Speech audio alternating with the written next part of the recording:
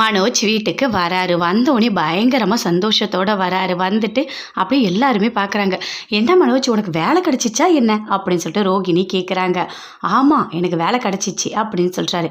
அப்படியே விஜயா கிட்ட போய் உட்காந்து சொல்கிறாரு காதில், அம்மா எனக்கு வேலை கிடச்சிச்சு அப்படின்னு சொல்லிட்டு. அப்படியாடா, எனக்கு ரொம்ப சந்தோஷமாக இருக்குது. இப்போ தாண்டா உன் படிப்புக்கு ஏற்ற வேலையே கிடச்சிருக்கு. இவ்வளோ நாளாக நீ எவ்வளோ கஷ்டப்பட்டுட்டு இருந்த. இனிமேல் உனக்கு எல்லாமே நல்ல காலம்தான்.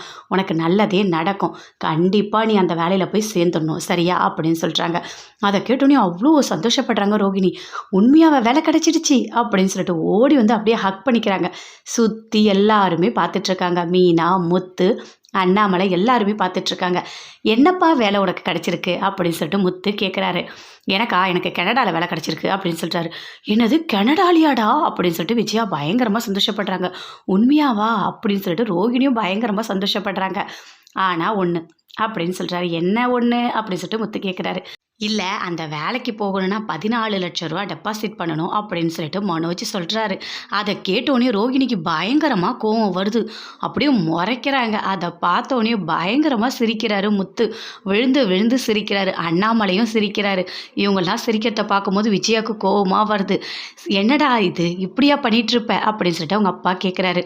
முத்து சொல்கிறாரு, அப்பா இவன் வேலைக்கு போகிற வரைக்கும் காமெடியாக தான் இருக்கும் போல இருக்குது. நமக்கு டெய்லி என்டர்டெயின்மெண்ட் தான். சூப்பராக இருக்கும்ப்பா, நமக்கு ஜாலியாக இருக்குல்ல அப்படின்னு சொல்லிட்டு முத்து சிரிக்கிறாரு. மீனாவும் அமைதியாக இருக்காங்க. என்ன, என்னை பார்த்தா உங்களுக்கு கிண்டலாக இருக்கா அப்படின்னு சொல்லிட்டு மனோஜ் சொல்கிறார்.